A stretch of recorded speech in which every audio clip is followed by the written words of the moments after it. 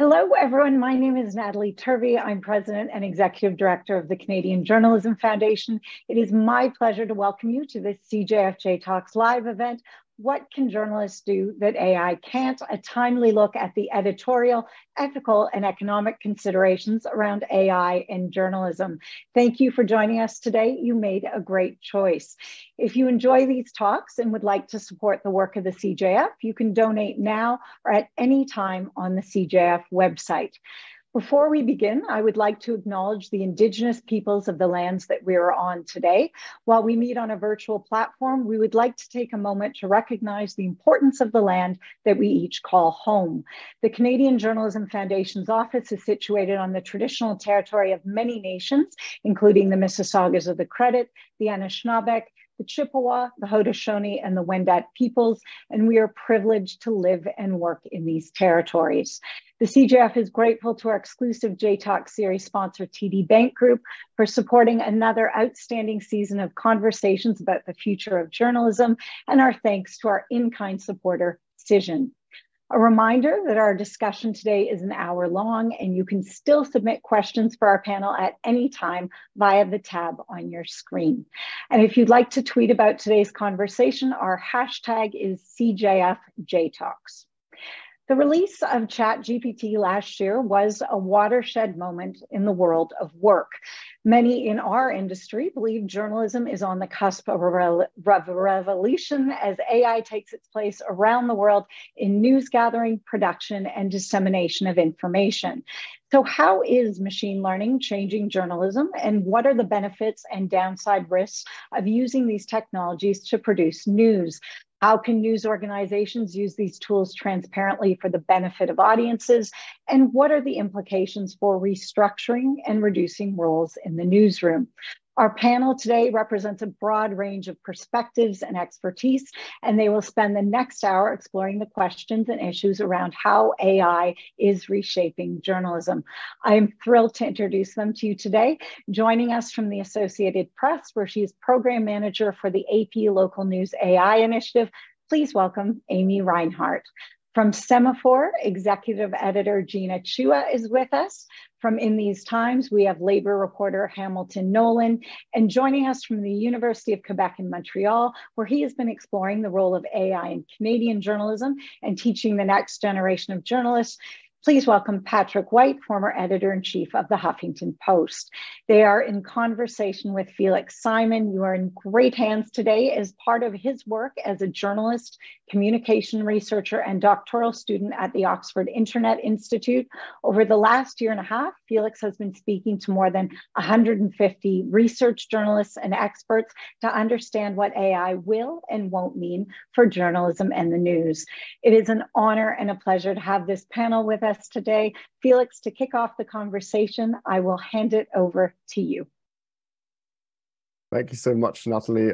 It's such a delight to see you all. It's such a delight to have this wonderful panel with me today.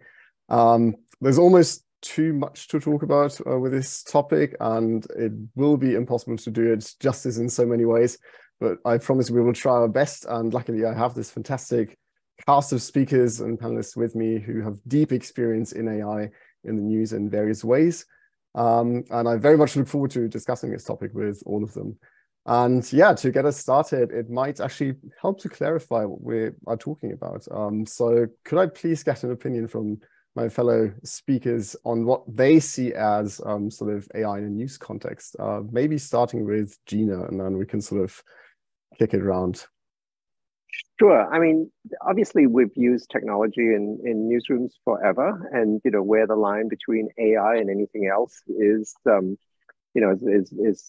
think there's a saying that anything that can be done is machine learning. Anything you can't be done is artificial intelligence. So I think what we're really talking about is large language models, the things that power ChatGPT, GPT-4, Claude, Bard, Bing Chat, and so on, and sort of their ability to manipulate language and to understand it. I think that's really kind of the area we're talking about here. But obviously, there's a lot more in terms of what machine learning or neural networks can do. Brilliant. Thank you so much, Gina. Amy, what is AI to you? What have you learned from your work at the AP? I think that it means different things depending on your newsroom size. So for AP, it cuts across every department from HR to legal to news to business development, all of that. If I were in a small newsroom, it would mean something very different. It would mean that I might have an extra set of hands. If I didn't have a marketing team, I do now. So I think the guidance maybe to our members and customers is slightly different depending on newsroom size than what it would be for a news operation that is global, that has 3,000 people working for it. So I think it holds enormous potential for both. It's just going to take a little bit longer for AP, I think, to really harness it across all the departments. Yeah, wonderful. Thank you so much. I mean, this was sort of broadly the international, the American perspective. Let's go to Canada and to Patrick. What is AI to you? It's an assistant for journalists to take away routine reporting, basically, to cut through this crap I had to do at Reuters for 11 years to put Excel into templates before the financial earnings of publicly listed companies. So in that regard, I see it as an assistant for journalists. It's not going to replace journalists. There are some layoffs here and there, but overall, it's an assistant to cut through routine reporting, financial statements of companies, weather reports, localized sports reporting, and very useful for election night results, for instance. Thank you. And finally, to Hamilton, what's your view on this? Yeah, I won't pretend to be a computer scientist, but I think what we're speaking about here today is products like ChatGPT and even illustration products like Midjourney and other things like that can sort of, I think of it as products that can masquerade as doing the things that we do as journalists. It can write, it can make illustrations, it can superficially appear to do what we do, and I think it's really important for us to establish why it cannot do exactly what we do. And I hope we'll dig into that a little bit later on. Wonderful. Yeah, thank you all for the sort of broad range of views. I mean, that goes some ways sort of towards illustrating how difficult it is in some ways to talk about this topic. Ask 10 people and they will give you 20 different opinions what AI means to them. But I think we sort of still coalesce as sort of a common center here. One thing that I find quite interesting is the question of what difference we now see with especially large language models and generative AI, because AI in many ways, as you all know, has been around in the news for a couple of years. It has been used in various shapes and forms of behind the scenes and not so obvious ways to audiences. And in many ways, ChatGPT, Google's Bart has changed that. But is that also something you all sort of see in sort of practical work? Would you really say that generative AI is the big difference that everyone sort of says it is? Let me have a crack at that. I mean, so I was at Reuters for many years and helped build tools there. And there's a lot of things that that AI systems have done. Mostly they've looked at data and been able, beyond just sort of being able to sort of add a number to a template, which I know the AP does as well, is to be able to look for patterns that humans don't have the time or don't have the patience to do, and just sort of hunt around and find things, and then alert a journalist to them, and to the extent that those are interesting patterns, they can go out and look for it. The system we built at Reuters was a very crude language generator. It used templates and it just dropped the numbers in particular things. It would sort of randomize some of the words so that it didn't look the same all the time. The big difference with large language models is that their facility with language is amazing. It's really good. And as a result, it can do a range of things. So at Semaphore, for example, we're using it to proof copy at the end of a story. We don't take everything it tells us, but we use it, we run through, and it finds deviations from AP style. It finds grammatical errors, spelling errors. It finds inconsistencies in facts. If you put in and you say something is going down and hence it will increase, it will tell you that doesn't look right. And those are really powerful tools. The real and the key issue, obviously, as we all know, is that they're all prone to hallucinations. They're not very good on facts. I don't think we should trust them with facts at this point, unless you want to really constrain the set of information that they have. Where I think there's real potential, which is only beginning to be plumbed now, is the ability for it to create entirely new products that you could not do because you couldn't have enough people, you didn't have enough scale, you couldn't personalize stories to that extent. And I think that the existence of really effective large language models gives us the ability to really rethink some of what journalism is and how we can communicate better with communities and audiences. So essentially sort of going from specific tool in a specific context, suddenly we have something that actually works across various contexts and can do much more. Anyone else who would like to respond to that? Yeah, I mean, from in 2014, AP did the business earnings reports where it was taking a spreadsheet and assigning if-then parameters. So if the price went up, then you use the word up, and if it went down, it went down. And that was almost 10 years ago. And at the time, it was like kind of like it was the shot heard around the world almost in that. And other news agencies followed suit. And when I arrived to AP in August of 2021, I was like, oh, I can't wait to, dig into AI. And people were like, oh, well, this is AI. I was like, what? Spreadsheets? Really? I mean, it just seemed so, I don't know, like on the rails, I guess. And when I started experimenting with ChatGPT, I was like, this is a totally different dimension that we have.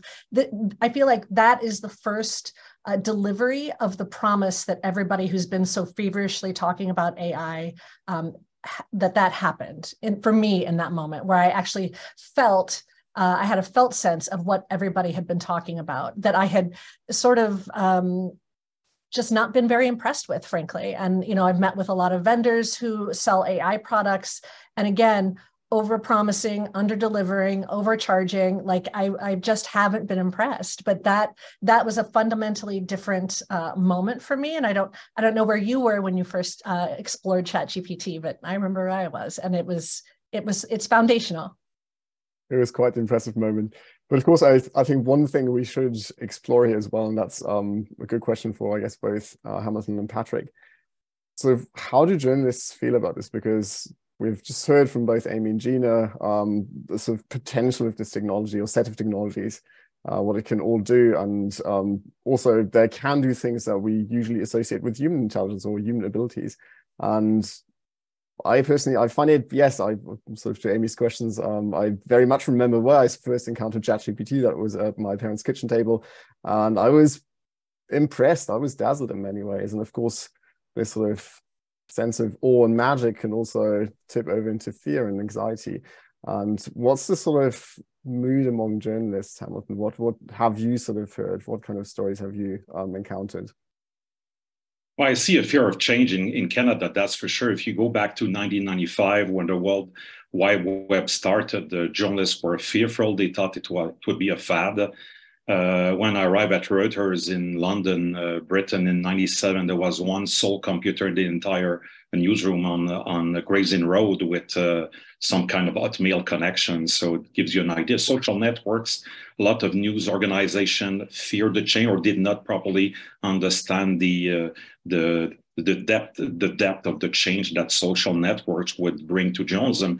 And I think it's the same thing with AI. If you look at the survey that we did here in Canada with the top 13 news organizations at UQAM, we surveyed 13 news organizations in 2020 and 2021, and only 2 news organizations were really using it. The Canadian Press News Agency, which is the top wire service in Canada, they're using it like AP for sports results, localized content, Statistics Canada reports and election night results and stuff like that. And you have the Globe and Mail, which is the top national newspaper in Canada, which is now has been automating its homepage with Sophie, its own-made robot, and they're selling it worldwide. So if you look at Canada overall right now, it's a very marginal use of AI, and it's a fairly negative understanding as well, or negative perception of AI. If you look at ChatGPT itself, or GPT-4, I did an informal survey of all the top news organizations in Quebec here in the past 10 days. They're just not using it. They're still testing here and there, waiting to get testing the waters, basically. So it's still a marginal use overall right now in Canada. Thank you, Patrick. Hamilton. Yeah, I think there's clearly, I mean, look, it clearly has great potential as a tool for journalists to use, but it also has a lot of risk from a labor perspective. I'm a labor reporter. I've spoken to a lot of writers who kind of scoff at ChatGPT and say it's not that good of a writer. The stuff that it turns out is a little clunky. It's not that poetic. And, that may be the case, but that's not really the issue. From a labor perspective. The issue is that there are many, many employers in the media industry, especially once you get out of kind of the top, 20% of prestige publications that are very invested in quality, that will be happy to make the trade of a lower level quality product for a drastic cut in labor costs. And so there is no question in my mind that many, many employers are already going to use this as an opportunity to race to cut their labor costs, to replace journalists with AI. And that, I think, is something that we really need to think very carefully about. We need to realize that we haven't really made up an accepted set of journalism ethics around AI. We need to do that as an industry, and we need to delineate the very real ethical differences between human journalists and AI journalists to kind of get ahead of that race to the bottom. Brilliant. Yeah, I mean, thank you especially for pointing out the risks, because this is something I wanted to talk about next. And again, I'd be really curious to hear your views, because there are these risks as with any technology, and it would be interesting to hear from you, or maybe again, starting with Gina, what you see sort of as the biggest kind of risk or set of risks when it comes to this technology and its use in the news. Yeah, I mean, so let me just riff a little bit on what Hamilton has said. I think that those are certainly real issues, and they're and the question often is going to be sort of what is good enough at what price. And I think that he's absolutely right that there are people who are going to be trading off one thing for the other. I spoke to one of the AI people. I can't remember at which company now, and he sort of said, I said, there's a lot of people who aren't, whose core work is going to go away, and and his answer was, it's real drudgery, and they don't want to do that. I said, they don't want to do that, but it does pay the bills, and we have to think a bit about that. And I think that's not a journalism problem; that's a societal wide issue of what you do when essentially an entire class of knowledge workers goes away. And I think that that's a real issue. And I think that the complaints about it not being good enough and so on are all real, except it will get better very quickly. If you look at the difference between GPT-3, 3.5, and 4, you see how fast things have moved. I don't think so much generally of the issues of the sort of the people at the top of their game being outcompeted, because I think they'll continue to outcompete a machine. I do think that the people who are slightly better than a machine, the above average writers, if you like, are suddenly going to have to compete with a lot of people who are slightly below average writers, whose work is going to be improved by technology. I think the key thing is that we've spent a lot of time sort of critiquing ChatGPT and GPT-4 and so on as tools of creating journalism, and that's not really what it is, and that's not how we should think about them. They are large language models. They are not fact machines. They are not verification machines. They can't do any of that. In fact, they're terrible at that. They can't even sort of, in effect, continue a conversation well. They remember the context, but you can ask it the same thing several times and it will give you different answers. And so, I think if we focus on their skills, which is to say that they're really good at language, and think about what they can do as a language model, that's the best use we have. But the broader question you say, you talk about in terms of, what are the risks? I think there are huge risks, right? There's risks because we don't understand what they do and what they are. And as a result, we start using them as search engines, which is a real problem. We start using them to generate content, as some news organizations have done with pretty horrific results. And of course, there's always the real risk of disinformation and the ability to create sort of, a lot of very plausible sounding information. The creation of made up links, made up articles, I think that all will proliferate. So I think we have to think about all of those things. But frankly, they're all broader questions than journalism questions. I think they are large societal questions. Anyone? Thank you, Gina. Does anyone want to add to that? Yeah, I would say I think that a good, one good way for us to try to keep AI in the sort of box of tool as opposed to content creator or journalist itself is to think about the fact that accountability is a fundamental part of journalism, right? If you are a journalist and you write a story, you're accountable for the story. You are able to be questioned about the story. You are able to explain how you made the choices in the story, why the story is fair. AI can't do that fundamentally, as Gina eloquently just spoke about. AI is not that thing, and it cannot do that.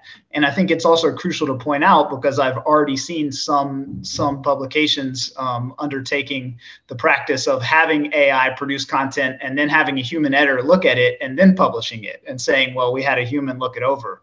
Well, an editor cannot interrogate AI in a way that gives it accountability, because it's not a human. So I think keeping that front and center is very important and a useful thing for us to think about when we do sort of build the widely accepted ethical practices that are going to have to come up pretty quick around AI.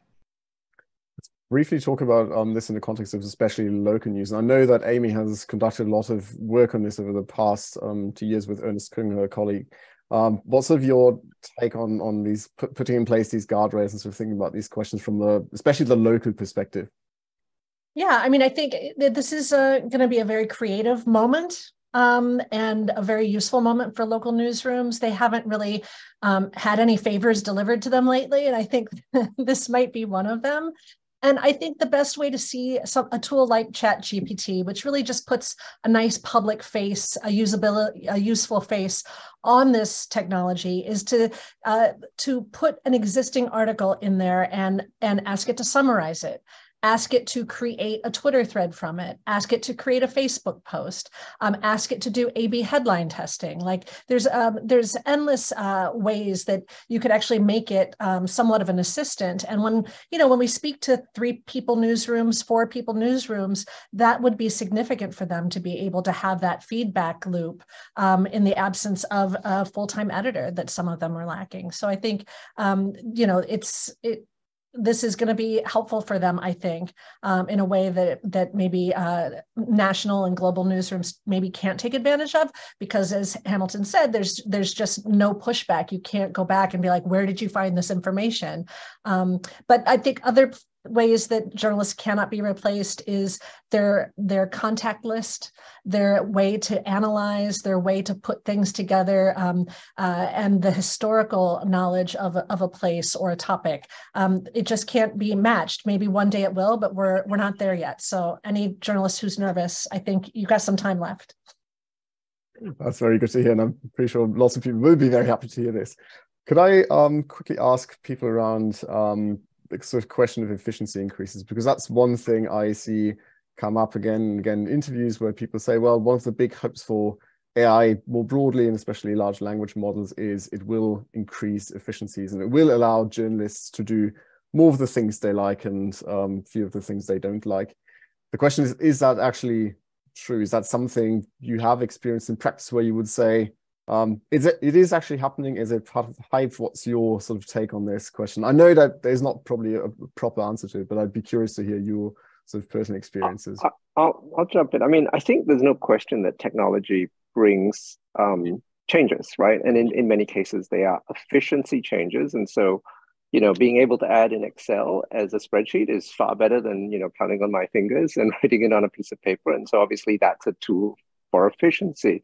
Being able to search and pass through a lot of information is a level of efficiency. And so when you think of large language models, again, as Amy has pointed out, just doing a few things that would ordinarily require a bunch of people to do, brings some sort of efficiency. And so again, for us, just proofreading at the end, it isn't just a question of efficiency there. It's actually better at proofreading.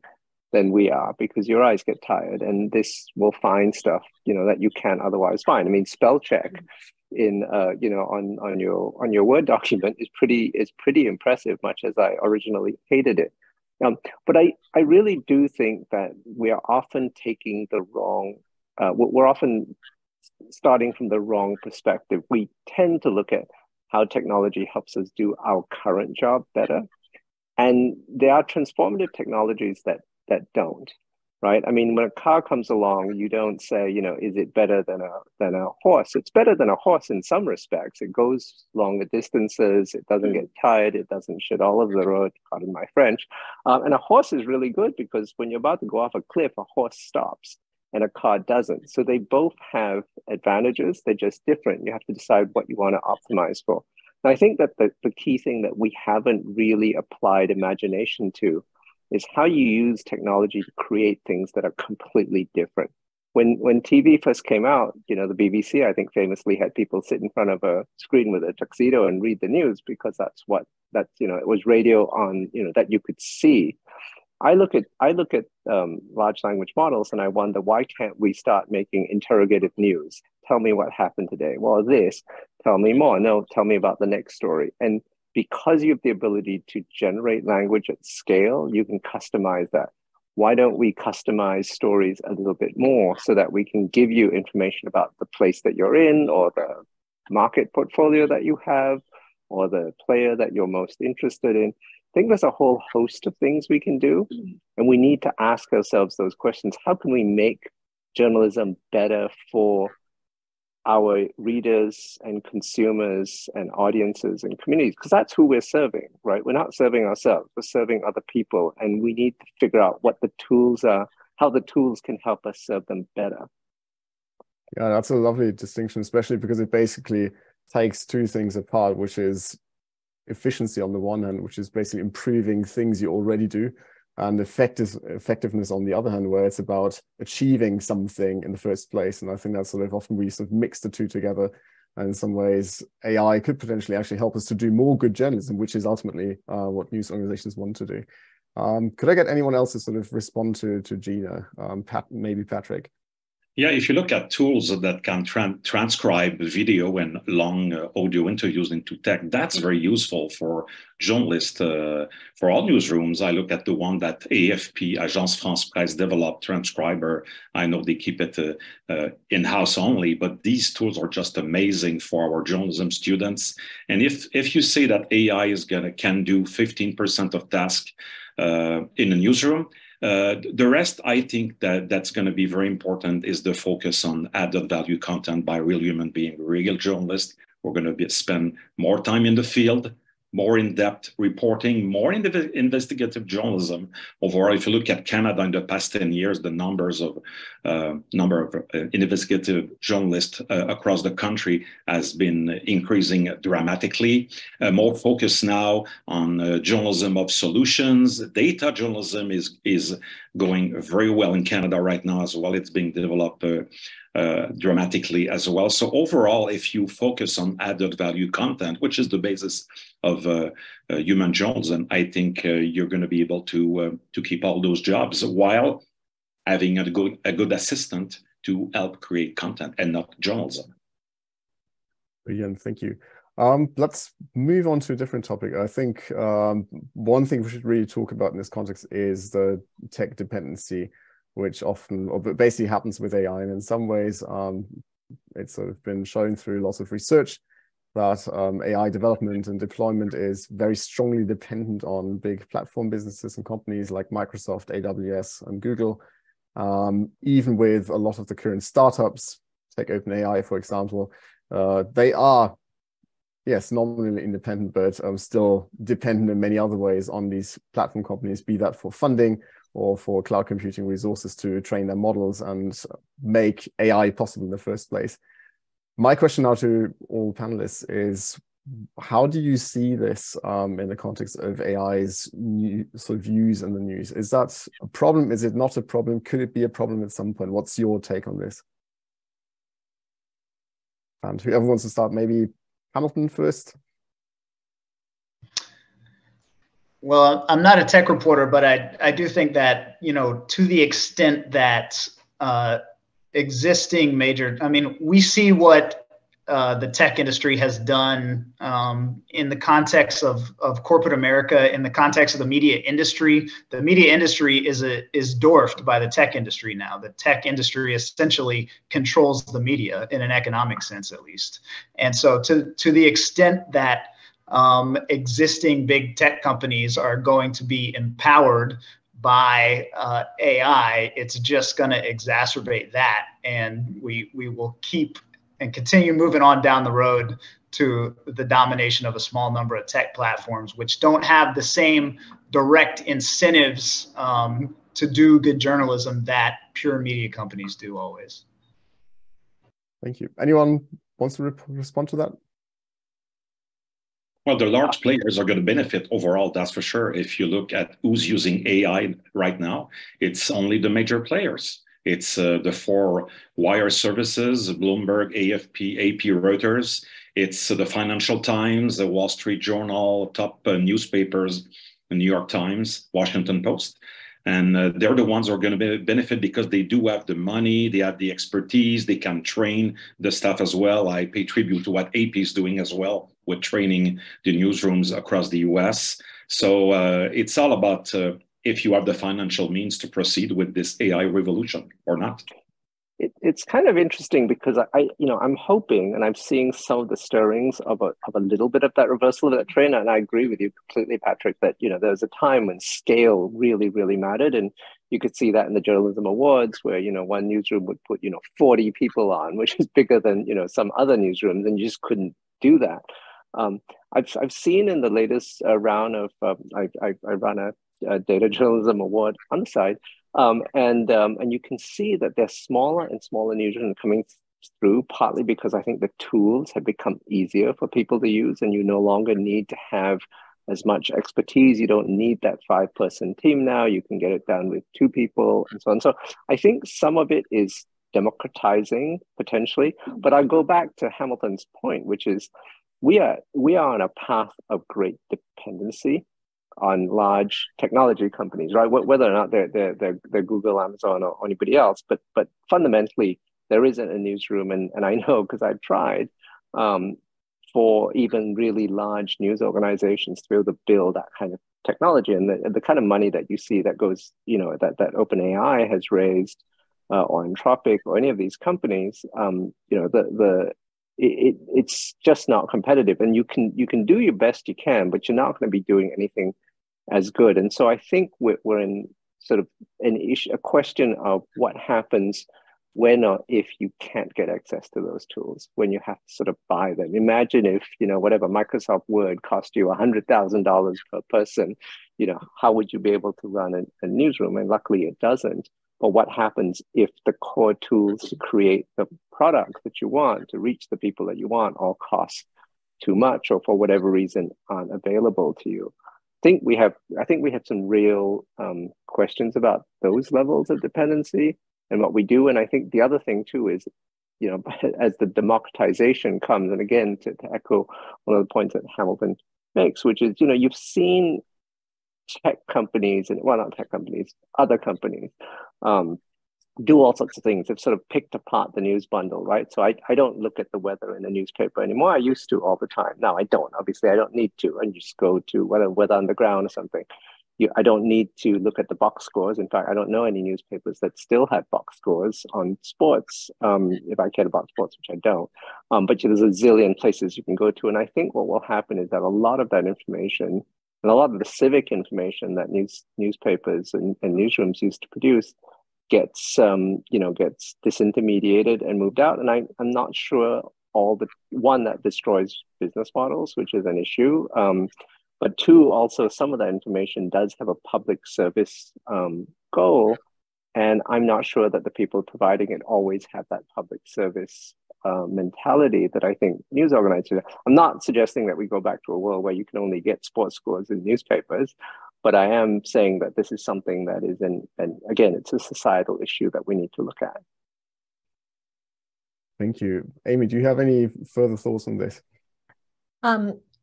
Well, I think, like as I mentioned before, I do think the next year or two we'll all look back and be like, weren't those fun days? But especially for local newsrooms, I do think the technology is so much more accessible than it's ever been. Now, you know, if you've I know a lot of local newsrooms like hire the student who goes to college, and they wait for them to come back for winter break in order to make an update to their website. Like those days are kind of gone, you know. And I hope anyway. And also too, these 6 technology companies are vying to be number 1, and so they've really cut their rates.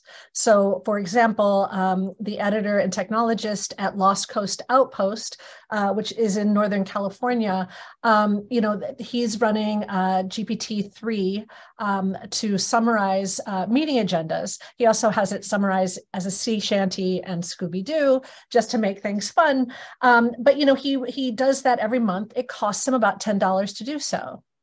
In a year or two, once the dust has settled a bit on who's going to be the most generative of all the AIs, those prices might increase. And again, that dependency on big tech is bounces right back, or at least is more glaringly obvious when your bill goes up. So I do think we'll see that in the years to come. But for right now, experiment.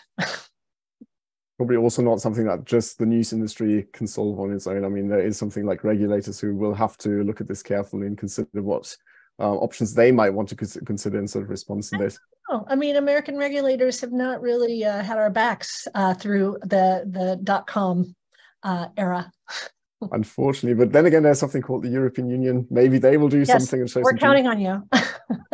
We'll try. Given that we don't have all that much time left, could I ask all of you what you think is the broader impact of society, basically, as news organizations change through AI? And we've seen lots of examples tonight, basically, where AI is doing something to the way the news gets produced and distributed. It changes all these things in some small and some big ways. What do you think will that ultimately mean for societies? Because, of course, the news is part of societies and can't be sort of untangled from that broader whole. It's a big question, I know, but any volunteers? Oh, what the hell? I'll do it. Thank you, Gina. I mean, you're welcome. So look, I think there's a set of different issues, right? I think that the first thing to really think about is the economic impact, which isn't really sort of the news impact per se, except in an indirect way. But as we've all seen, as the advertising business has gone away, as news organizations have been disintermediated, the business models have collapsed for a lot of people, a lot of organizations. Jobs have gone away, but leaving aside, the fact that we're all, we'd all like to have more journalists, the truth is that the key question is what's happened to the information ecosystem, and it's rather horribly impacted. And so I think that's the first thing, which is business models which fund journalism, content more broadly. I think that's one of the key questions. What will happen as the technology improves and large language models and image generators really sort of come up? I think there's a whole set of economic disruptions. That's sort of a fairly key one to look at. I think the flip side of that is, the technologies can allow, smaller newsrooms to flourish, can allow, news deserts to get repopulated. But I think it runs in two directions. I do worry that the big, broader implications of a fairly large disruption across essentially the information economy is coming. And maybe it's good, maybe it's bad. I don't know that enough people are studying it, enough people are thinking about it, and enough people are thinking about regulations. And again, come back to Hamilton, I keep quoting, just the notion of ethics and codes of conduct, I think, are the sorts of things we should really be debating now, before it all comes up upon us in a rush and we're trying to make decisions in a hurry, which is never a good idea.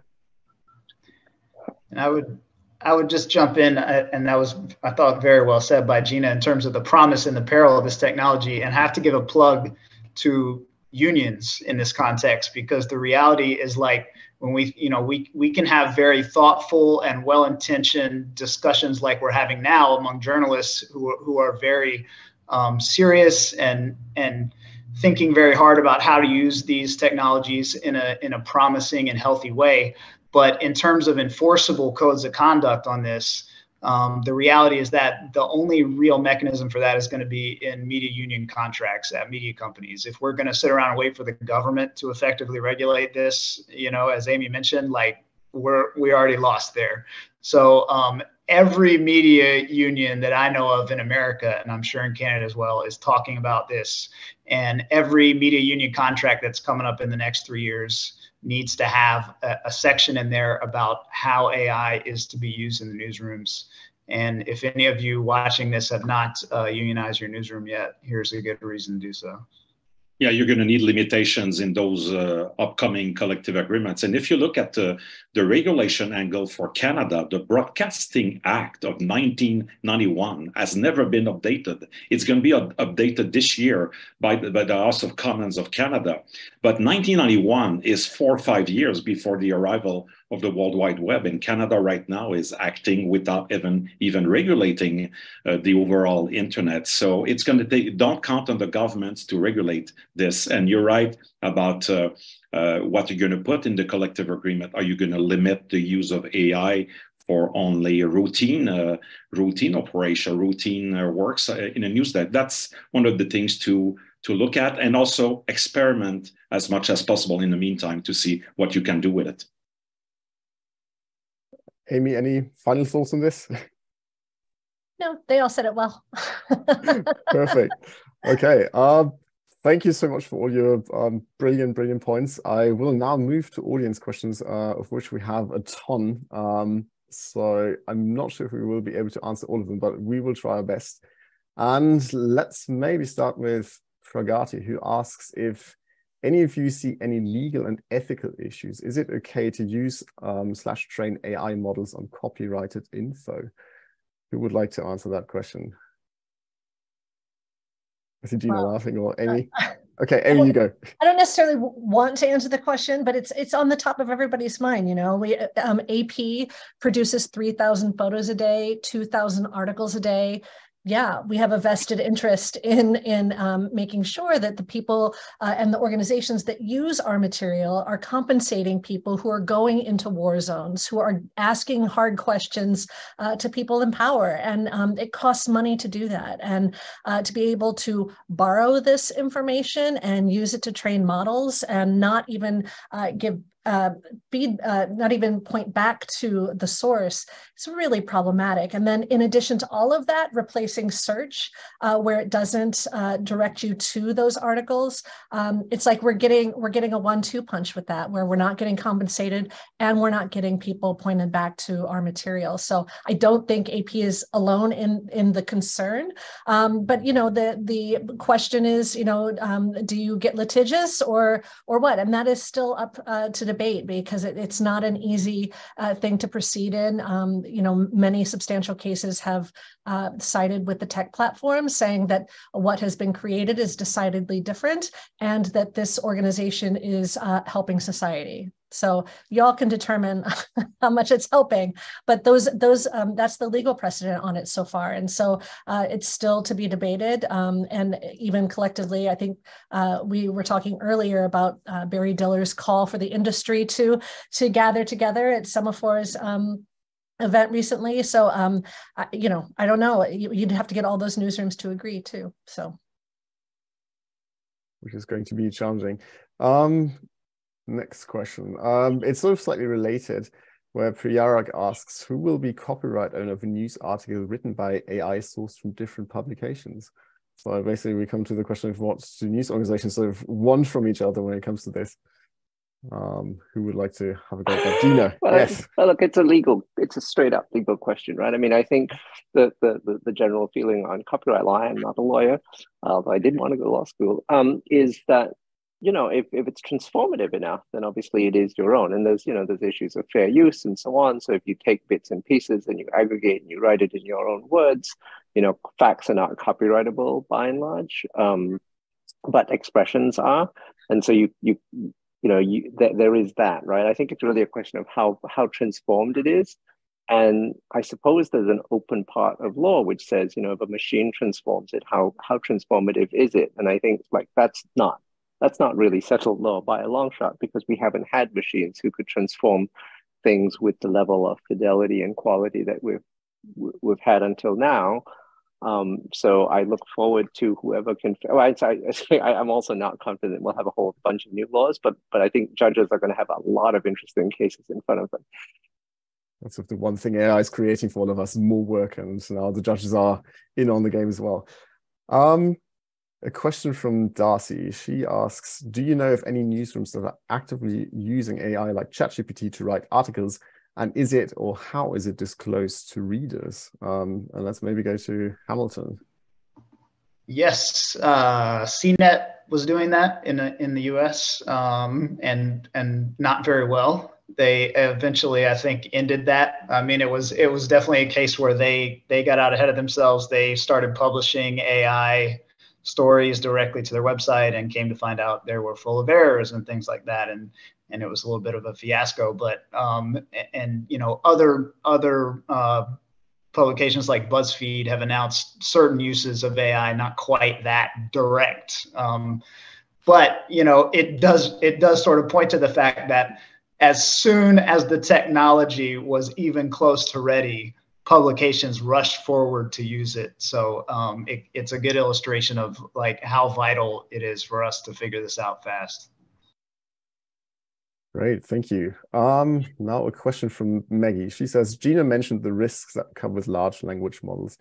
Do we have best practices for managing or mitigating these risks? What might those be?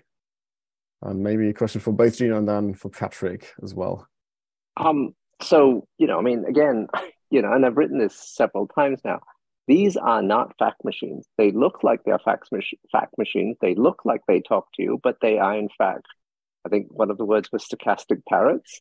They're very good autocomplete things, and they're very good. And so, again, if you want to ask a language question, it's very good at language, and you should use it for all sorts of things. I mean, I used it to say, take this article and rewrite it in the form of a Reuters article, in the form of a New York Times article, in the form of a Fox News article, and it hit it beautifully every time. There's no errors introduced, grammatically correct. All of those things were good. But of course, the moment you say, tell me something about myself, it just goes haywire, because it's searching for information that it does not know how to verify. You can ask it to add two numbers, and I assure you that, you may get the right answer, but there's no way you would know it was correct. And I've done those experiments too. So I think what are the guidelines? The guidelines, you have to know what it does. You can't think that there's a screen and there's someone sitting on the other side typing away their answers. You have to know what the technology is. You don't ask Excel to sing you a song, and you don't ask your TV set to cook your dinner.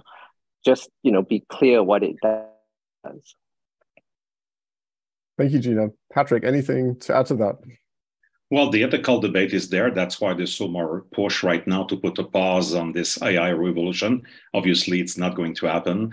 That's why you have ethical AI booming here in Montreal with all these centers powered by Google and other companies. And this is why a lot of people are pushing for responsible AI. But at the same thing, you've got to be practical. If you look at ChatGPT, for instance, the first version that came out last November was not connected to the live web. It's now connected to the live web with the new updates in beta mode. The former version was only the data bank, the data set was ending in October or September 2021. So that was an issue as well. You got to take that into account if you are in the news business. I mean, ChatGPT is not going to produce journalism right now. It can produce some content, over a lot of evergreen content, for instance, but at the same time, the human being is always going to be there at the end of the line to revise the content. It's the same thing with Google Translation premium content being translated at the Canadian Press News Agency. They're translating AP and Canadian Press content from English to French for the French service La Presse Canadienne here in Quebec. well, it's never going to be perfect. So that's why you have top-notch editors going over all these translations, which will never be perfect, especially in other languages than English. Thank you, Patrick. Just briefly, if anyone, of course, wants to chip in on any of these questions, please do so. But the next one, and I think that's a proper Amy Reinhardt question. What is the single best investment a small newsroom can make when it comes to AI tools?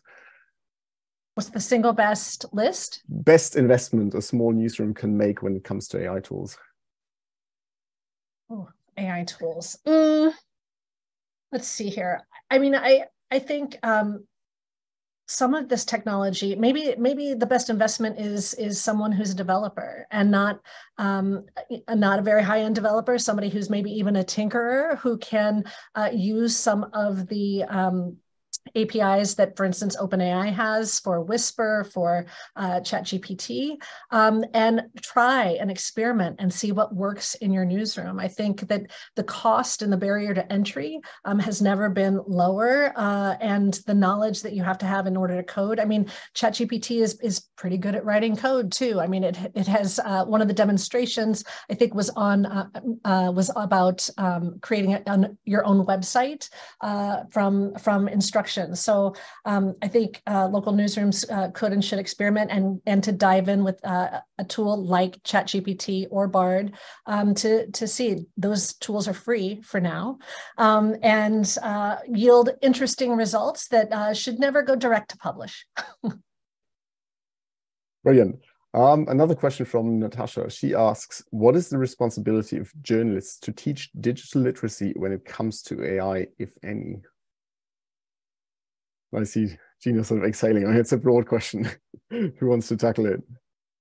Well, civic education is booming in Canada. Media civic education in primary schools, high schools. That's part of it, I would say, overall, to try to explain to the general public the impact and the negative and positive sides of AI. But I see it as part of a global, worldwide approach to civic education, to media and information, the fight against disinformation and fake news. This could be part of those courses given at the primary and high school level, and maybe at some point to the college, and the reform of the journalism programs in universities worldwide.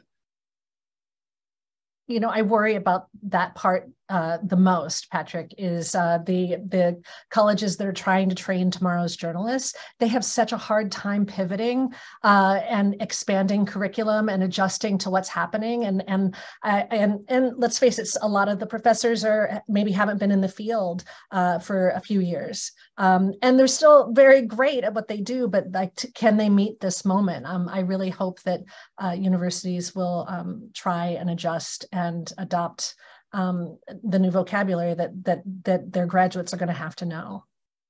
Yeah, that's a question from Mark, which sort of directly relates to this. How would you all reassure current journalism school students who already regret majoring in journalism at high levels as they in-depth themselves to study journalism? That's sort of very philosophical on some levels. Anyone who wants to take that? Hamilton, maybe.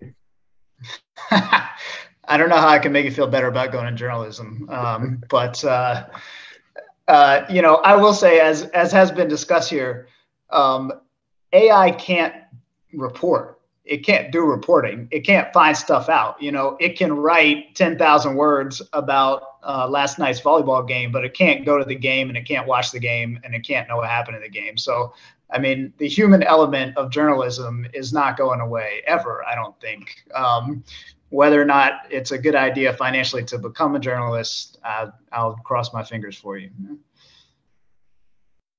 Great, thank you. Let me have a look. There's so many good questions. It's really, really difficult to make a pick.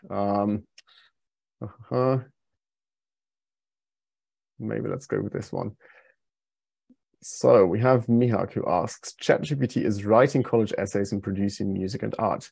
These were uniquely human pursuits till date, and AI will only get better. Does this moment of disruption feel different, or is it just another addition to major disruptions of the past, such as TV and World Wide Web and social media? That's, again, a very broad question, but quite an interesting one. Who would like to have a go at it? I think it's a deeply disruptive moment. I think we're at a phase where, to the extent, again, to some extent, it doesn't matter whether you consider it imitative or whether you consider it original, but it is technology is at a point where it very effectively mimics human behavior on a bunch of things, including some things that you might otherwise have considered creative. And I think that the societal adjustment to that is going to be huge. And again, it's not a journalism question per se. It's a music issue. It's writing jingles. It's writing advertising copy. It's writing a novel. It's where are the boundaries on that? What will it do well? What will it do better than some people? I genuinely don't know. And to sort of say that the human race has always evolved to new tools, I think is one way to say that. And another way is to say, like, we've never had this sudden level of change of what we believe to be core to humans, which is our brains. And this feels very, very close to being a very big step that we've never seen before. Yeah, I definitely feels the same. We're almost over time, so maybe one final response to this, and then unfortunately I will have to wrap up this session. But who else would like to have a go? Just I'm very interested in this evolution. I wish it was moving slightly slower. GPT-4 was released, and then I saw it trend on GPT-5 on Twitter, and I was like, can you give us a break? Like, we need a break to pause, to process what is happening. And I think if there's a disconnect or why people maybe feel uneasy is because it's just one rollout after another, and it's hard to keep up. And I'm interested, so I can't even imagine the people who are somewhat interested, that it just, you feel overwhelmed by it. But again, it's what's happening right now, so we'll just have to adjust. It's certainly an onslaught, and we try our best to sort of stay on top of it. Thank you so much, everyone. Thanks to all the great audience members who asked really, really interesting questions. I'm very sorry that we couldn't get through all of them. There's still at least 20 in my document here in front of me, which I wasn't able to ask, but hopefully you will get answers to them at some point. You can always try ChatGPT or Bart and see what their response might be like. Thanks to all my wonderful panelists and the Canadian Journalism Foundation for hosting this talk. It was such a pleasure to convene you all in this digital space and talk about this. And I hope to have lots of other conversations with you about this topic. And yeah, AI is not going to go away. So the miracle is out of the box. And now it's up to us what we make of it. And we'll see. The future is going to be exciting. I think that much is for sure. So thank you very much all, and have a lovely evening, afternoon, wherever you are, and goodbye from Oxford.